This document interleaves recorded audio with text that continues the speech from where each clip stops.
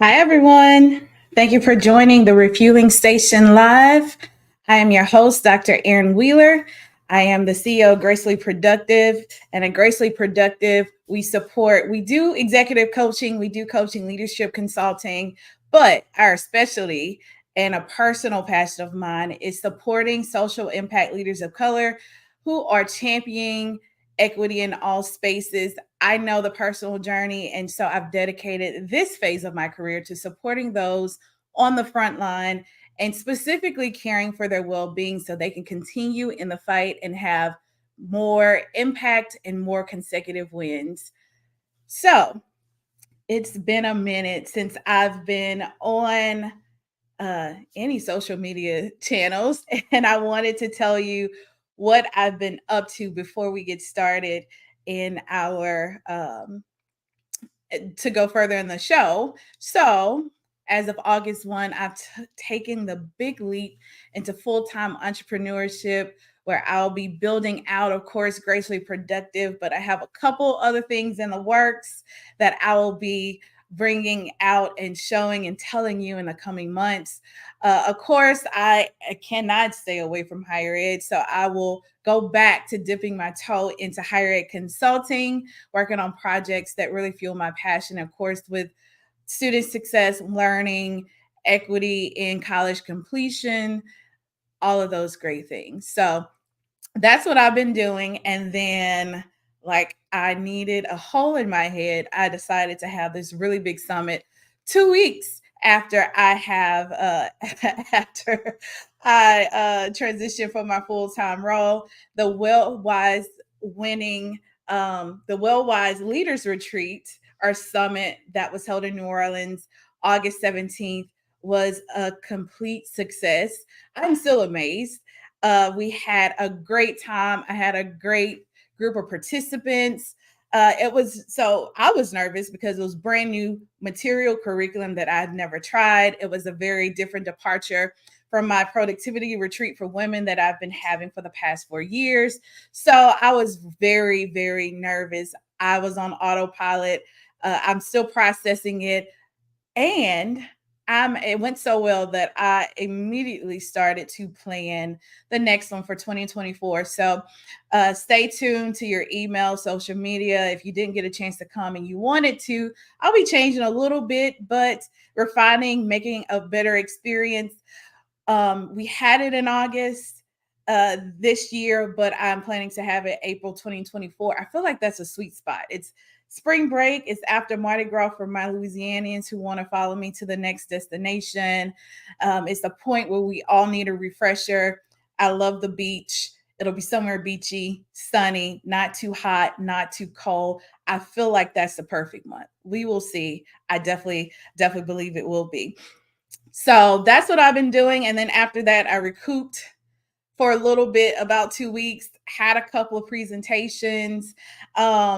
But other than that, I've been really taking the time to really plan, dream, do, sit with a couple things, actually having some thoughts, reading a book, writing notes, preparing, learning new things, planning out my signature coaching programs, which you'll learn more about.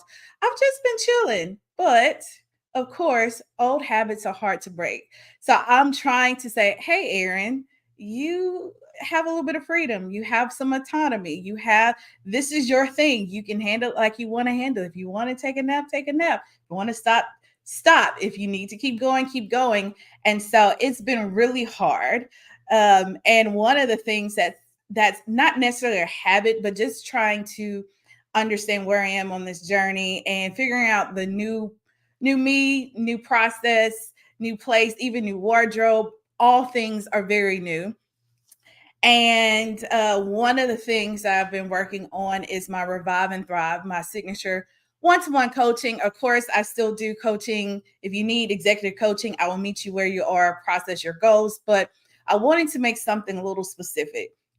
And I've always wanted to delve into energy management. I've been using this principle for a long time. It's been operating my life, but I wanted to learn and dive deep into and give some a little bit of meat to what I've been doing and see if I can improve those tips for myself. So I've been the productivity coach, planner, academic coach who has always been against time management, right? But even in operating my new space, I wanted to do something. I still needed to adjust the way I handle and I move, even in my entrepreneurship journey, just with balancing all my responsibilities. So this principle still spoke loudly, and so that's why I am here today to talk about the Tick-Tock trap of time management. Even some of my old habits of trying to manage time snuck up, but I wanted to bring up why this isn't a great way to live our life. So when I was preparing for this, one story popped up. So early on in my career as an academic coach, I saw a lot of students and they were supposed to come to my office talk about how to improve their grades. But of course, once they left, we have discussed every part of their life because it's not just about study habits and that's not all that's needed to get good grades in college and be successful. It's usually just life. It's life and personal habits. So I we took a deep dive. And so one of the things that was a very good activity for students to do, actually to see where their time goes, not necessarily a time management tool, but seeing where your time goes. A weekly calendar. So I went through, hey, put all your classes down, see them in one space, take it out of that linear printout you get from the website, put it down, see how long it'll take you to walk from building to building. Um, what else do you need? So we blocked it all out on the weekly planner. And this young man who has graduated and is successful, he's like, I got it, right? And so, okay, well, show me, come back, fill this out, put all the things you need. And so he came back. He was like, Dr. Wheeler, I got it. And he showed me the plan. I was like, what you got? What you doing on Monday? What's the rhythm of your week? And so he was like, I'm gonna get up at 8, I'm gonna go eat, and then I'm gonna go to class, I'm gonna go to lunch, and then I'm gonna go to another class, and I'm gonna go to the diner, and then I'm gonna go to the gym. And he was so happy that he had it all laid out. And I was like, this is great, but there's missing a couple of things. And so he had all of his stuff planned out. His meals were planned to a T. The time he's going to the gym was planned to a T. But he was missing some really important things like studying and other things he needed to do. But while he was in college learning new things, I am finding that adults, professionals still operate in this manner.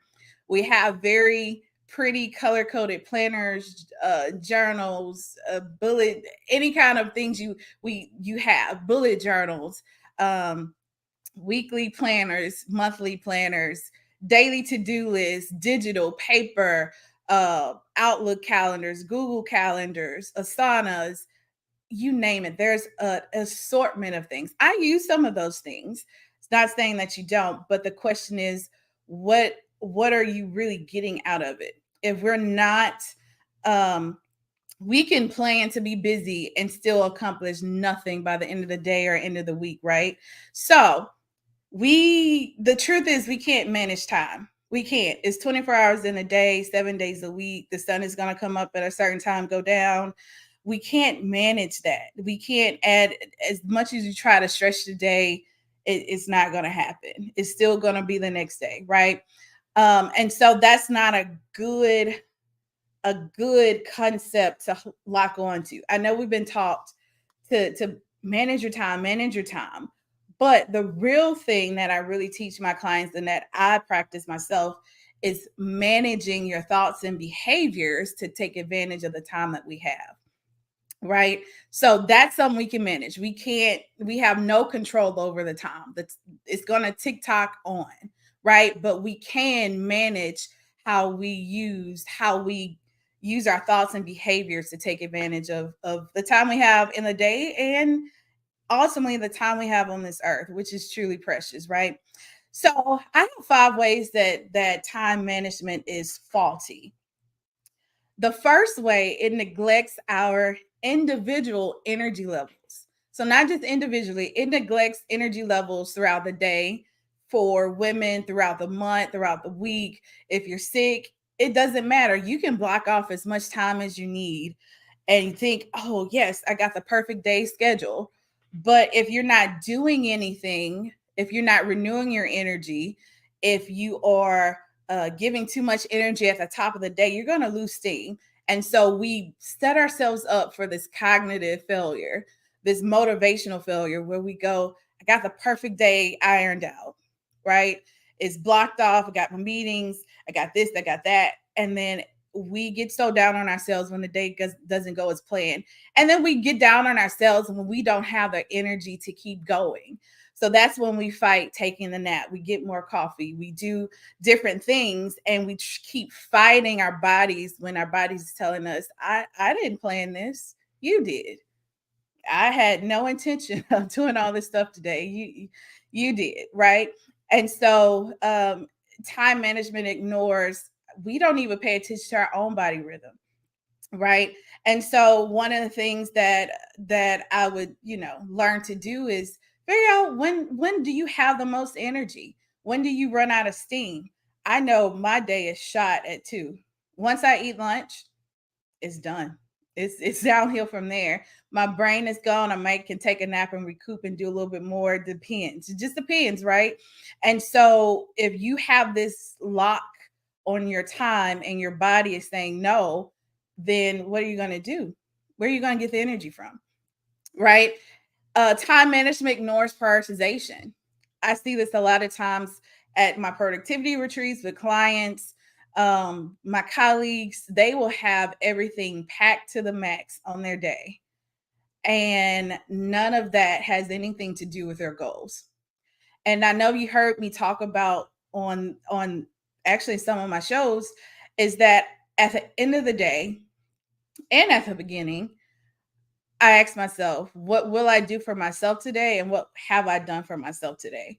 Whether that's move my body, listen to a sermon, work on an important project to me, especially when I was working, I made sure I did something for me at the end of the day.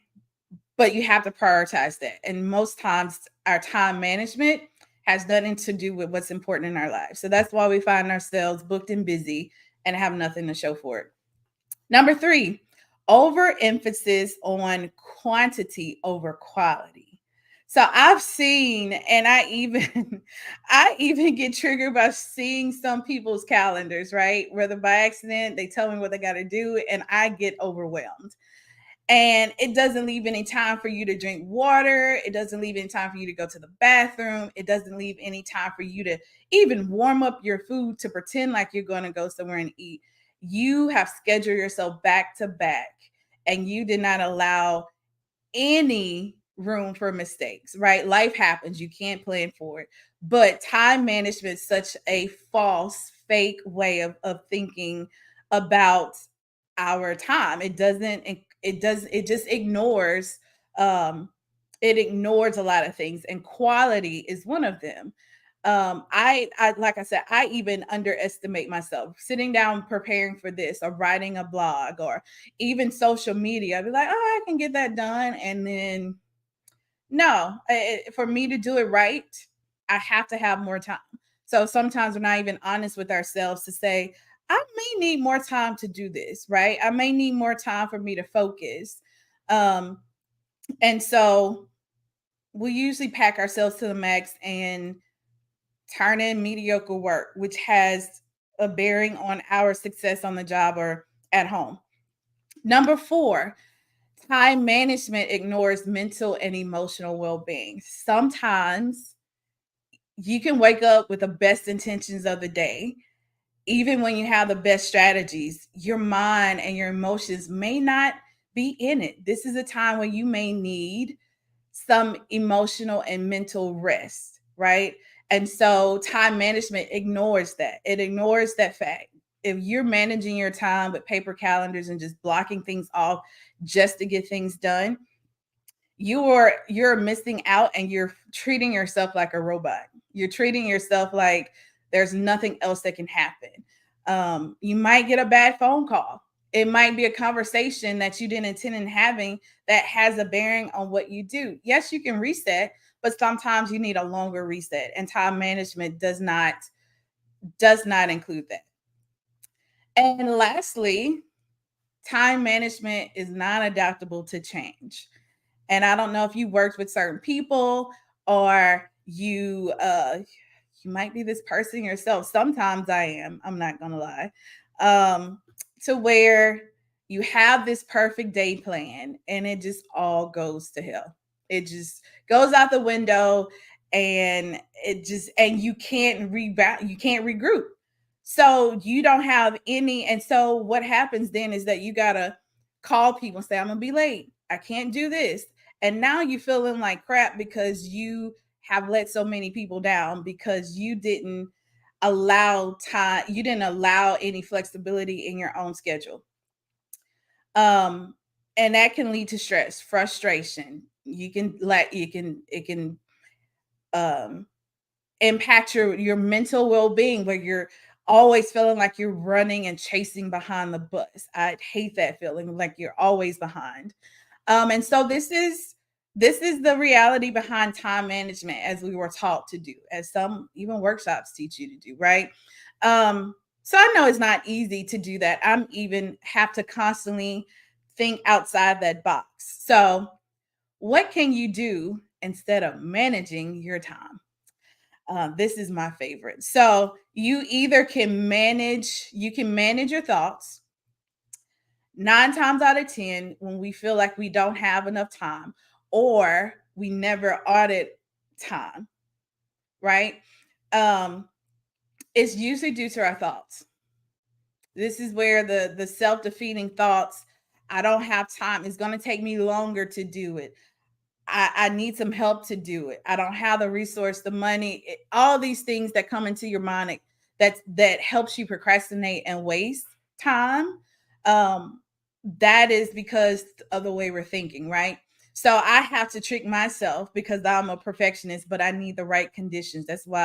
Per, that's my form of procrastination, is that I need the right conditions and I overthink. So I'm usually paralyzed and I have to unparalyze myself, and I do that by thinking certain things. So my research and all my work in my career has been on metacognition. I teach that to students, but it's a real thing that professionals and adults can use, right? And so it's thinking about thinking.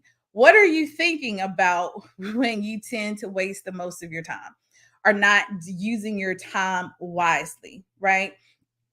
Um, for me, it's always definitely the stuff that I don't want to do, or definitely the things that I'm scared to do. Whether it's exercising, like, oh my God, I got to do this, this, and that just to get to the park and walk. And it's like, not really, just put on your clothes, find something, pick up your shoes and go, right? Um, it could be cooking healthy meals. I don't have time to do that. I don't have time to tackle this project. It If you always say that, and so my trick that I use is to manage my thoughts is you can do anything in an hour. So even cleaning, all right? Turn on my favorite music or podcast or something that's an hour. Whatever I get done in this hour, I'm done. 9 times out of 10, I'm gonna go over an hour and finish what I need to do. Just over an hour, right? I have to trick myself into exercising. 10 minutes is better than zero, right? Going for a walk, stretching is better than sitting in the chair all day. So you have to trick yourself into thinking, so you can better make use of your time. You're not managing it, you're just making better use of it. Number two, what else can you manage besides time? You can manage your behavior. So once you switch the thoughts, your behavior will follow.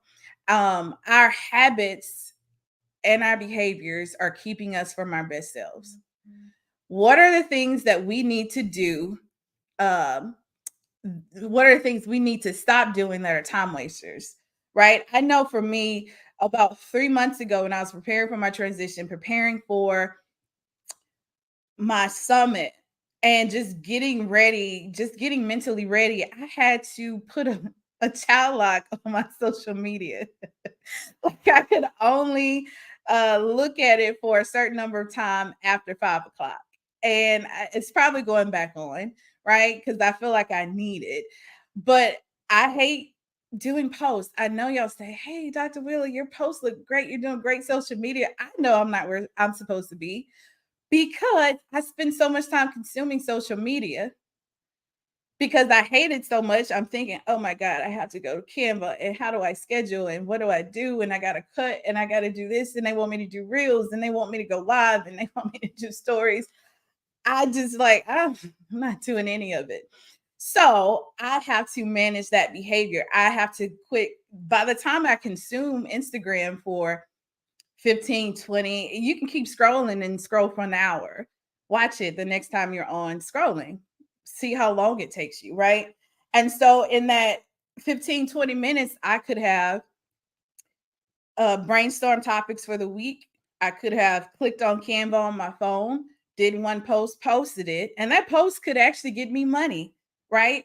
But it's a mental block that I have that I'm trying to overcome. But that's the way that I have to manage my behavior, even if it takes having a child lock on your social media, right? It's not just for kids and iPads. And so that could be anything that I'm trying to improve about myself. I this week I spent a copious amount of time putting exercise things together. Put them in one place. I don't have no excuse when I wake up in the morning, put on your clothes and go walking, right? Another example of managing your behavior is choosing a choosing a smoothie over a donut. I live right behind a donut stand, y'all. I make a choice to get in my car in the garage and back out so I don't have to smell like if I lift a garage and I smell it and I gotta drive by, it's over. So I've been living in my house for 10 years, and that's been a trick of mine for that long because I love donuts. I love bread. But that is the way that I'm managing my behavior, right? Another way to manage my behavior, I managed where I walk in a grocery store. I only shop on the outside aisles instead of going inside with the processed foods, right? Unless it's very strategic. So there's different ways to manage your behavior, almost the way you have to help a kid manage theirs, right? Once we think about it, adults are not that far from being a kid. Um, so, third, and my favorite piece is managing your energy. So, you may have the time to do things, but do you have the energy, right? Are you renewing the energy so you can have more of it? Are you wasting your energy on stuff that doesn't matter so you can have more of it? And are you working in your own bodily rhythm? So some you say, "Oh, I'm a night owl. Oh, I can wake up at 5." I have a friend that I'm like, by the time you text me at 8 o'clock, you've been up for like 5 hours. Like you can't expect me to text back that quick because I'm just now rolling over. Um, some people have different rhythms, and you have to find your energy. And some people say, "Hey, that's my job is not going to let up. I have to do." No, once you start advocating for yourself and you can deliver, it's going to speak for itself. So an easy way that I have been doing this, and especially when I actually had the autonomy, even when I didn't, I used to do it. Even when I didn't really have control over my schedule early in my career and I had to meet with students all the time, I would put a block. It'll look like a block that I was doing something. I was just mentally preparing. I really don't want to talk to anybody before 9. I'm talking to God, talking to myself. I don't want to do that. So even when I didn't, I used to block it out to where, okay, this is my daily planning. This is the time where I do what I need to. But for me, even I realized that my creativity works better if I can get to a piece of paper or a computer without anything on. I can write quickly and get it out of the way. Now, if I save writing towards the end of the day, I'm just going to look at a blank screen because my mental energy is gone. Um, on yesterday, I did a presentation. I peopled all day as an introvert. That drains my energy. So I I really did block off my whole day. And I said, if I have the energy, here are three things that I want to knock off if I come back from this conference and I have the energy to do it. I did not have the energy to do it. And so therefore I have to block it out today. When I get off this live, my energy is depleted. I don't even see y'all, right? But it's just the nerves and the ramping up depletes. I just need to take a nap, regroup, and we're gonna do something else after this. But even introvert extrovert is based on how you gain your energy. I gain my energy in reflection and solitary. In solitary, I'm about to say confinement. That's not what it is. Some people say I live in a dark hole. That's not at all what I do, but it is, I need that solitary, that solitude to really reflect, be weird, look at my Marvel shows, just think, do, and just reflect, right? I need that. And then I can go outside and do it. I'm peopling all this weekend. And guess what? I'm peopling all next week and the week after. So November, I am setting strategic time for me to regroup and regroup, so I can be nice and pleasant when I go outside, right? Um, and so you have to think about energy. And so even exercising and eating the right things and taking rest is managing your energy. And so this is a topic is really exciting. And even when I tested with people who didn't know me on the calls that I've been having the past couple of months, they've been really excited because they never have heard this. So that's why I am doing the next 3 weeks. I'm diving deeper into energy management as a way to fuel your productivity and limit burnout, right? So, first, you have to streamline your life to have more energy. You have to do the right things to replenish your energy and do some things to protect your energy, right? And so, some people, you might have to limit some time with some people. When you have the energy to deal with them, great. If you don't, put a block, send a text, do whatever's the least that you have to do. And so that is the three things that you can manage instead of time: your energy, your thoughts, and your behavior. And you will see that you can get more done in less time and still have some left over, energy left over. If you are an achiever like me, just seeing like, oh, wait, I did something today. I actually mopped my floors that I hate doing. Once I can do that, I can write, I can do all the things I want to do. That's something that brings me energy. So I need to keep just check something off, right? And so those are things that you can get more stuff done, less time, less stress, have more peace, have more energy, have more time, more energy for the people that you need, your family, your friends to invest in, and have the energy to be present and not feel so tired after we've been ripping and running outside in the streets, right? So I know this is a different perspective, and that's why I'm diving into it a little bit more. So next week I'll talk about the principles of energy management, and then I'll talk about the four sources of energy management. And the weeks after that, I talk about how we squander our energy and then how we can renew it, all leading up to me rolling out my Revive and Thrive one-to-one coaching program for people who just really need a boost and really need to do some big life changes so they could escape burnout. It's the same things I use to get my life together, and I'll be sharing them in this special program. So you don't have to wait for that to roll out. I am accepting one-to-one clients. So you can go to my website, gracefullyproductive.com, and book your free mini coaching session. I know most of us have not worked with a coach. I actually have two coaches right now walking me through this entrepreneurship thing because I am so in my head all the time. I need somebody to talk it out. You know, they'll easily say, "Hey, that's you making a mountain out of a molehill. Chill. That's not important." And that has helped me tremendously. Actually, I have three.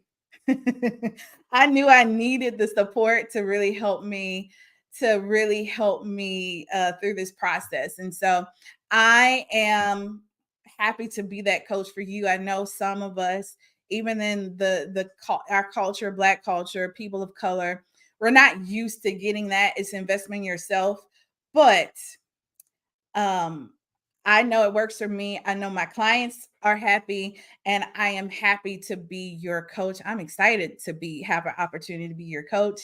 And if you just want to see how it feels, book your mini coaching session at gracefullyproductive.com and join me next week, same time. It will be pre-recorded, but I'll be live chatting with you to tune in. And if you're watching this later, thank you for watching.